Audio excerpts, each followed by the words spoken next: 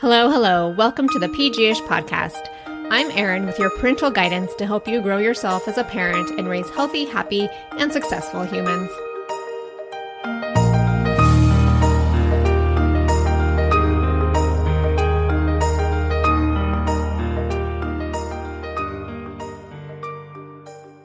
Before we jump in about how having fun will make you a healthier parent, here's a little bit about our sponsors. First up, I'm down to the wire to plan my summer European trip with my daughter for her big 10-year birthday trip. And Booking.com has become my right-hand man, or woman. Booking.com is one of the world's leading digital travel companies on a mission to make it easier for everyone to experience the world. Booking.com seamlessly connects millions of travelers to memorable experiences, a variety of transportation options, and incredible places to stay, from homes to hotels. Wherever you want to go and whatever you want to do, Booking.com will support you with 24/7 customer support and so much more. Second, I recently lost my favorite hat. Actually, it was in the backseat of the car, but since my children think the backseat is a second closet, well, I thought it was lost. Anyway, while it was missing, I bought a hat from Love Your Melon, and I'm in love. Not only with the hat, but with this company. Sadly, I've known and lost too many people to cancer, and Love Your Melon is on a mission to improve the lives of children battling cancer. Since 2012, they have given 50% of their net profits to nonprofit organizations around the world that lead the fight against pediatric cancer. I can't think of a better use of my money than to support a cause like this and to be styling this summer in the comfiest hat ever. Use code ERIN15, that's ERIN15 for 15% off. I enjoy these brands, and I believe you'll like them also. Again, you can check out more of their company details and deals in the show notes. Okay, are we having fun yet? No, really. Now that summer is officially here, how's it going? Perhaps you're working remotely like me with kiddos at home. Or perhaps your kids are in camps and your schedule is even more wonky than when school was in session. Regardless, you're likely used to distracting yourself because you've become so used to doing, and looking productive rather than just being. But how much fun are you having this summer and in general? Take a minute to think that over. Now, like most adults, you do a heck of a lot. So much so that your identity can get wrapped up in how fast you can reply to emails or how remarkable you are with juggling multiple deadlines. And don't get me started on how you consistently navigate those busy daily routines, which likely includes sacrificing this self-care and the exact things that bring you joy. Day after day, those routines can become a habit of stress in which you miss the small moments that could potentially bring more happiness into your life. Once upon a time, or so the internet says, that Abraham Lincoln said, "Folks are usually about as happy as they make their minds up to be." And I agree with that. Today, let's dig into how fun is a feeling rather than an activity, and how you can choose happiness, how you can make up your mind to be happy. Catherine Price is a science journalist and the author of books The Power of Fun, How to Feel Alive Again, and How to Break Up with Your Phone. She's passionate about helping people make positive changes in their lives and, well, have more fun. So what would it take to flip the script or rearrange your day to make it a practice to look for the pockets in your day where you could create joy? Or simply just make the space to slow down and take a breath? Perhaps Catherine can give you more insight. Here she is. You know what's a lot harder than it seems like it should be? Actually feeling alive. And what I mean by that is that we are all constantly doing, or at least we're constantly scrolling, but we're not necessarily living. You know, we keep ourselves busy to the point of exhaustion, but we're also languishing. We feel a little bit dead inside. And I think we know that on some level. I think that's part of the reason we keep ourselves so busy and distracted to begin with, but we don't know what to do about it. So I am here to tell you, I figured out what to do about it. We need to have more fun.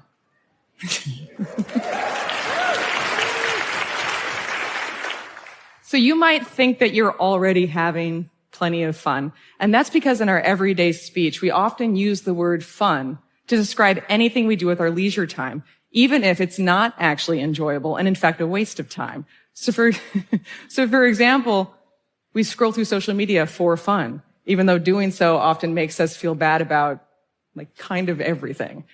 Or we'll say, that was so fun, we should do that again soon. In response,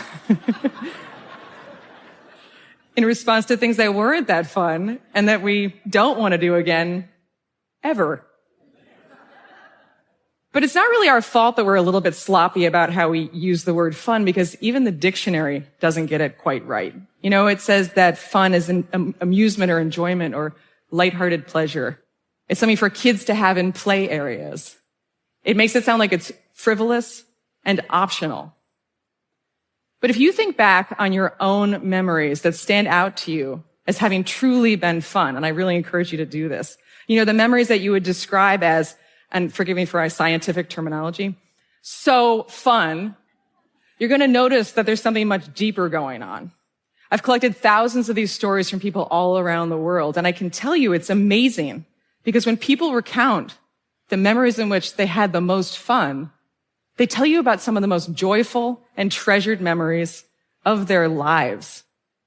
So in reality, fun is not just lighthearted pleasure. It's not just for kids, and it is definitely not frivolous. Instead, fun is the secret to feeling alive. So the first thing we need to start with is the fact that fun is a feeling and it's not an activity. And that's important because a lot of times when I ask people what's fun, they'll respond with a list of activities that they enjoy. You know, they'll say dancing is fun or skiing is fun or, I don't know, pickleball is fun. Everyone seems to think that pickleball is fun.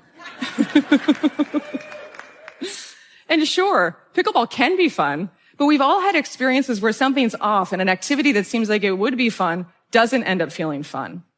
And then on the flip side, we've had experiences where something that doesn't seem like it would be fun at all ends up feeling ridiculously fun. There's an element of serendipity. But when people do have fun, when they experience this feeling, it's actually very easy to recognize because people who are having fun look like they're being illuminated from within. True fun produces this visceral sense of lightness and joy. It's radiant.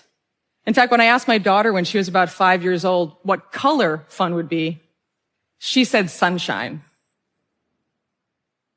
So what is this sunshine? You know, what is this feeling that we call fun?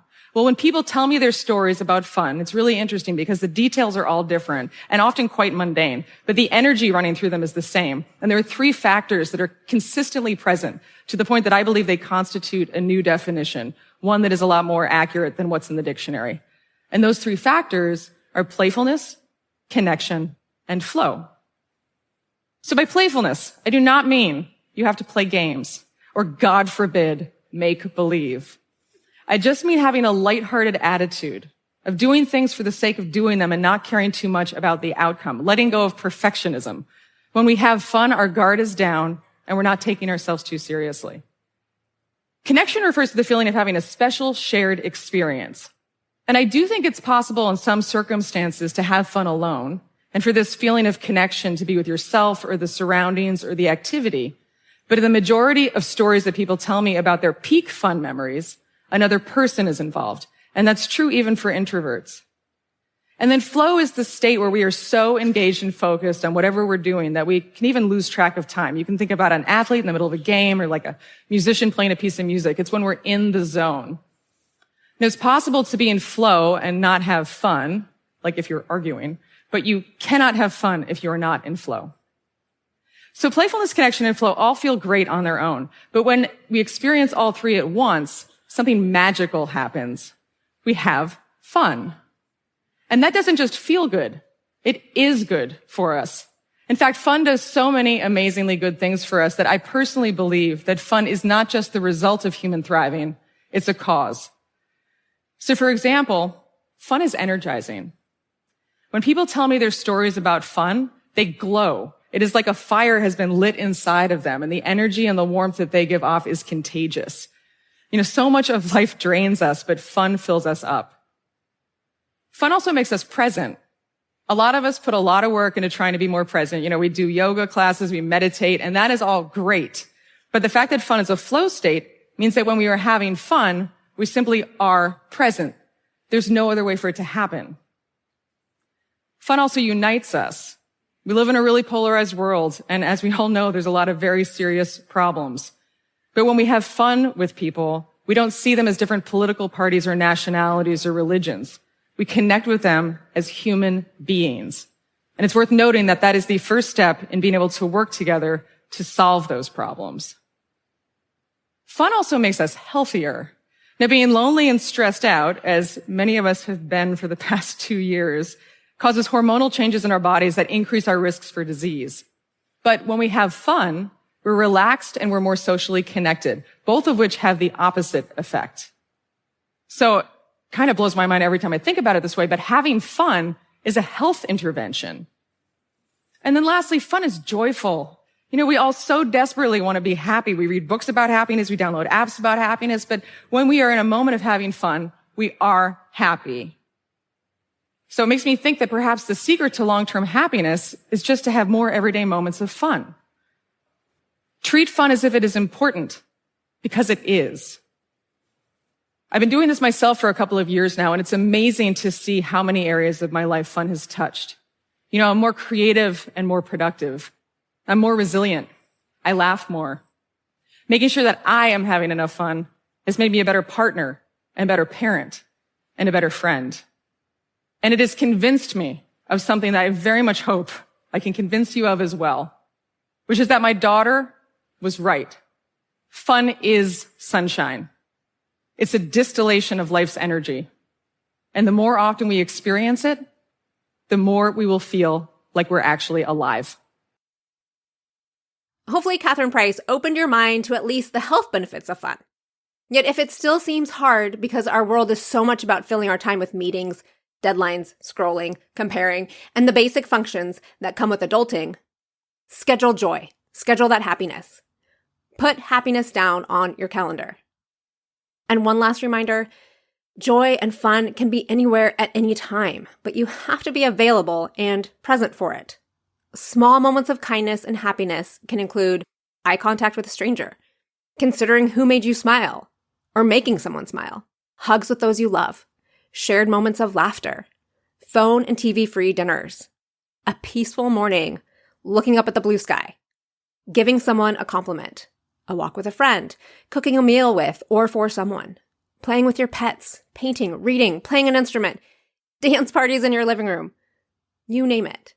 While happiness looks different for everyone, again, happiness is a choice. Certainly, choosing happiness doesn't mean you're problem-free, but it does provide the option to reassess, to take the time you need to process, and to make the space to enjoy everything and anything that makes you happy. Since smiling, laughter, and happiness are contagious, bring a little joy not only into your life, but also to other people's by sharing your own. It starts with you, my friend, like most things. If you want to catch the full talk, check it out on YouTube. It's called Why Having Fun is a Secret to a Healthier Life. You can also learn more about Catherine Price or grab one of her books, in particular, The Power of Fun, How to Feel Alive Again, via the links in the show notes. And of course, if you're enjoying PG-ish, make learning and growing more accessible by sharing with your bestie or on your favorite social platform so that more parents can grow alongside their kiddo like you. See you next time.